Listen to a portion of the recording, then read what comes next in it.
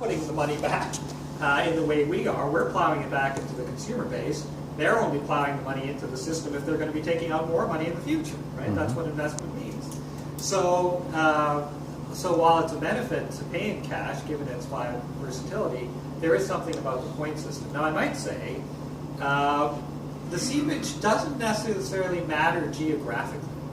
If you're building in preconditions that plow that money resource back into presumably the most vulnerable. So if you did have a pan-nation currency that operated with an express intent of trying to revitalize those areas of the economy that are most depressed, seepage into Botswana might not be such a bad thing, right? In terms of what's going on. Although a danger from it being a different currency is that it would be more easily to marginalize as a shopkeeper, like saying, no, we don't accept this. So there'd have to be some form of enforcement that way. Yeah, but the one nice thing about a digital currency is it's built on some electronic platform and you can control that, right? Whereas paper currency, there's no way to cut somebody off once they have paper currency in their hand. But aside from changing everybody's and not allowing them to exchange it.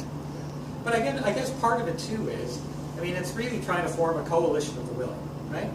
Try and build a system with people who actually care about the ethics first. Start there, right? Don't start with the organizations where people have kind of the lack of kind of economic virtue. Start with the ones that already are operating at a fairly high standard. Get the system worked out. Then individuals always join as individuals, either individuals or as companies as individuals, and their ability to alter the system at that point is quite reduced because they're just one member where you've already got established cultures and norms, as well as the legal structures in place.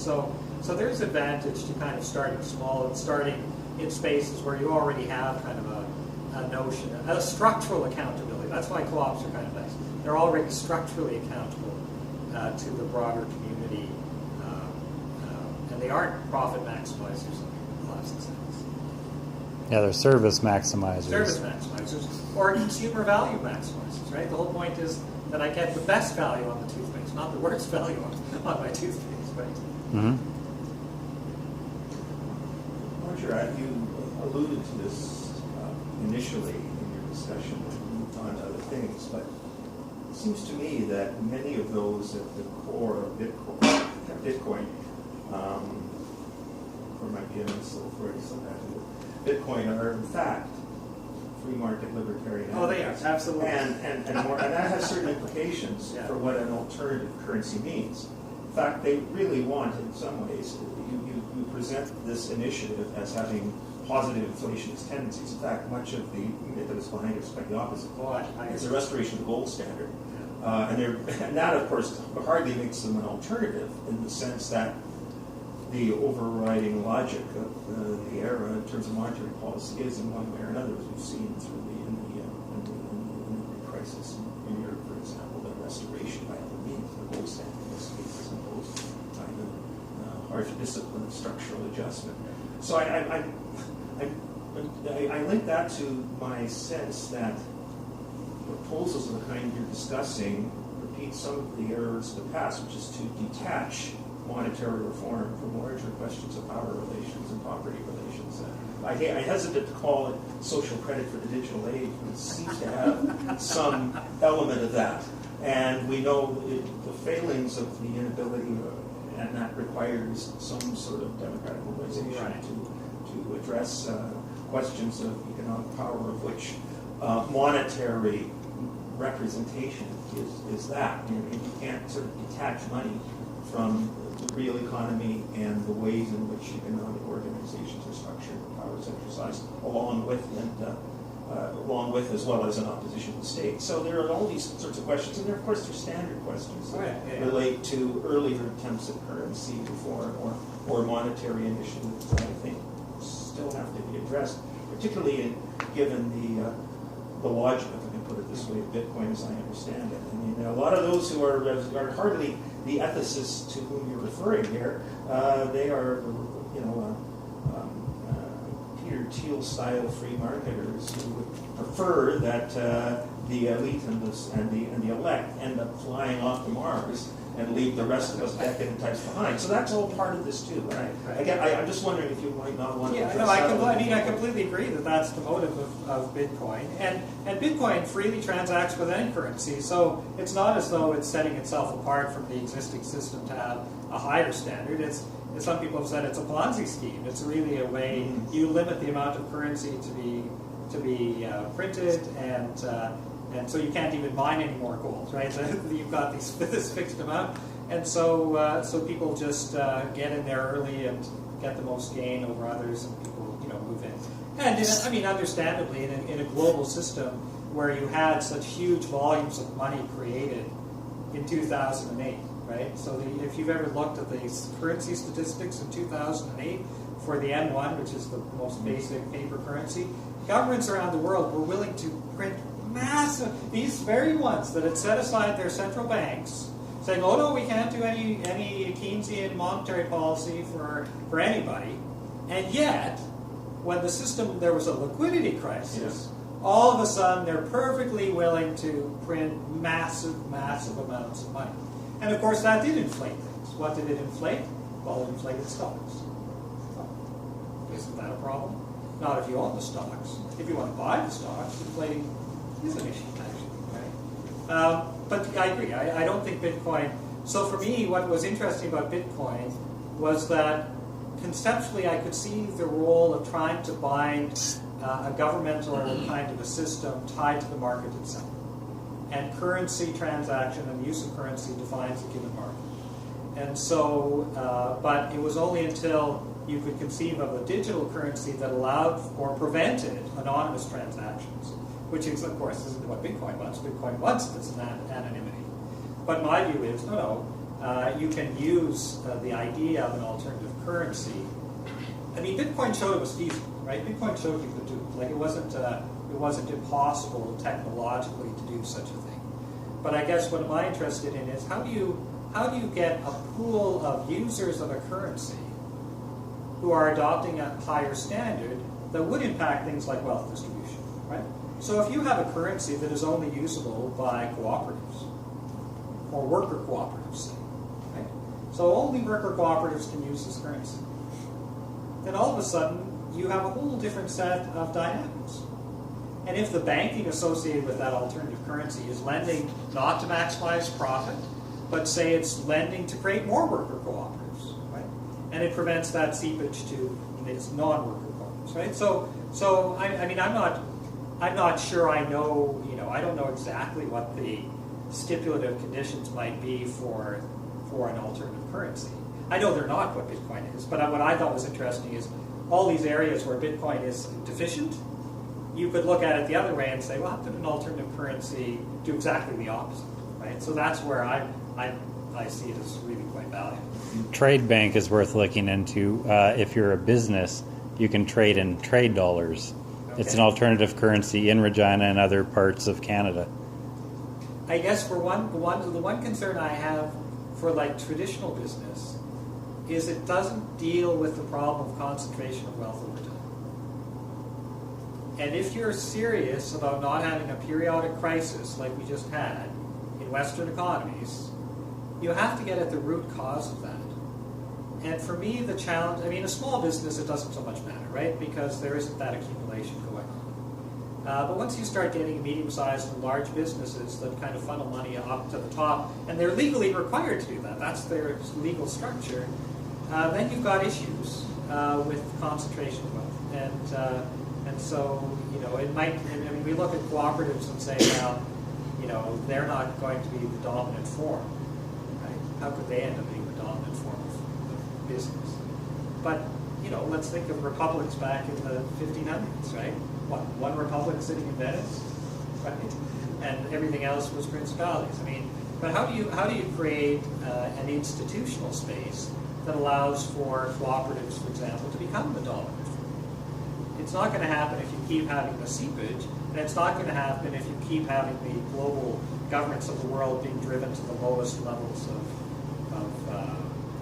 regulatory power.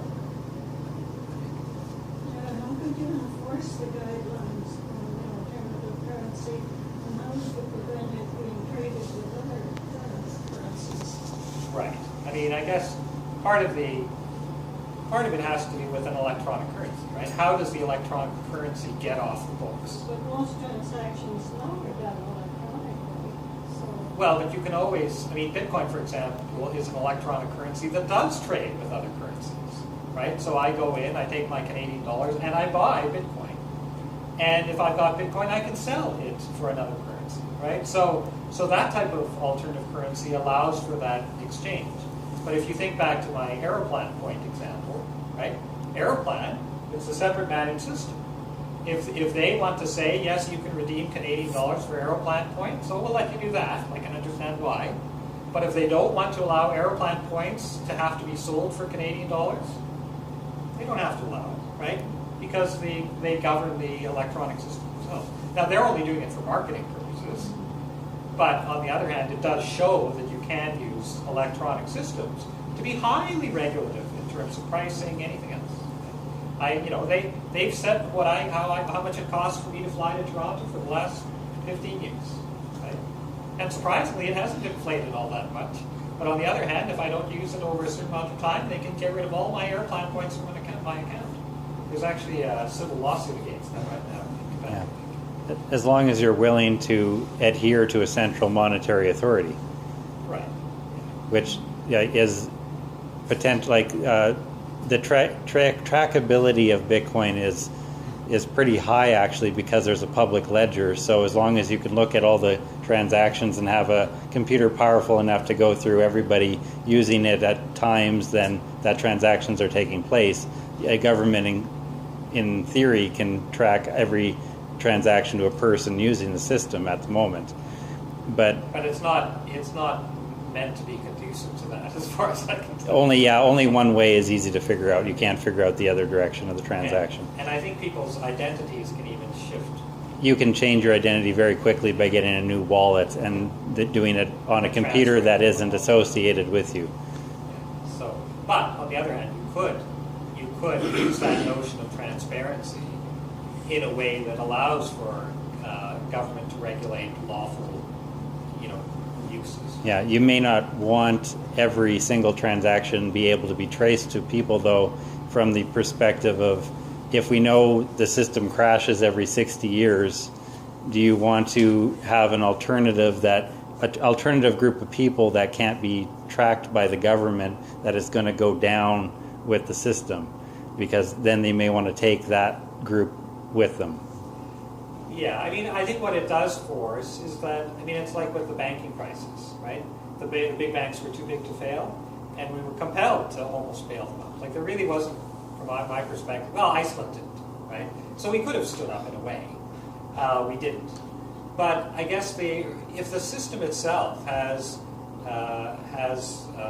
properties of a market system that are naturally concentrating over time and cause these types of crises, well then, unless you have a separate market that's allowing people to transact in some other way, how do you make that other market accountable, right? You know that this is happening in your system, but you're just going to basically hold all of us hostage, right? Right now we have a single monoculture. Monocultures in biology are generally a pretty bad idea.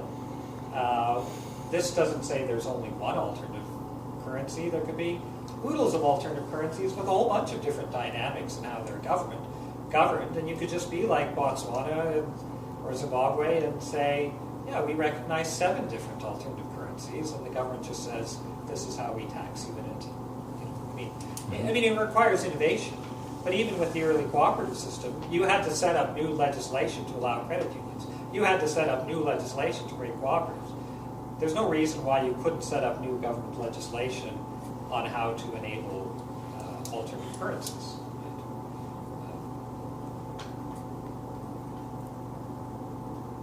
Just about that last thing you said about monocultures being sort of dangerous. The traditional argument has been that we've developed in the direction of the economic global market because it's more efficient, right? That's the claim, that it's actually a good thing in this context, even though it may not be in a genetic pool or, so I don't know, do you think that argument, I suspect you don't have a lot of support for that view. Well, the problem is, the one idea of the global market is that you're diversifying risk, right, by having this larger system, right? So it reduces the risk. But the problem is, the more you link it up, actually it doesn't do that. It actually makes it more susceptible to risk, right? So if Zimbabwe catches a cold, we all sneeze, kind of thing. And so and partly, of course, the way these trade agreements have worked, it's been more predatory capitalism, right? It's about large companies wiping out small domestic markets, preventing any type of local economy to emerge, and now using trade agreements to actually make sure that it really doesn't happen, and actually make sure that even quite apart from, there might be trade advantages in terms of greater production and specialization in different areas, but these new trade agreements are now well beyond that. It has nothing to do really about, what is the TPPs, the assessment of the total amount of increased trade that's going to happen because of the TPP. It's almost nothing. But on the other hand, the corporate giveaway is massive in terms of the reduction of powers and the liabilities governments now have whenever they want to legislate something. So I don't know. I guess the inability for developing local economies that are sensitive to their local ecosystems, or to develop economies that operate because they're tied to a different set of principles because of the organizations involved, and those could be global, right? So I guess I imagine that what we could have got out of efficiencies in the global marketplace we probably already have. Maybe. We could look at Greece and the EU, like they caught a cold and everybody sneezed in the EU. Well, and the other problem too, of course, the classic example of Greece, they typically were an economy that had higher rates of inflation historically. Now they buy into the euro, which requires that they drastically limit their rates of inflation. So there's no there's no way of getting out of that financial bind. And so that's a case where, the larger dynamic can actually inhibit certain properties that local economies historically had that are no longer viable because of the imposition of the terms of the EU in this case.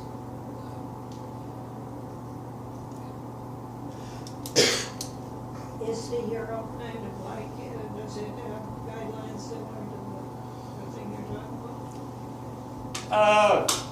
Well, the European, sometimes if you get a large enough market that's governed by, if you've got an empire kind of structure, sometimes you can do it your own way sometimes. But my view is that a country like Canada, where you're kind of a middle-sized player, we don't typically, the TPP gets negotiated for the corporations in the United States, right?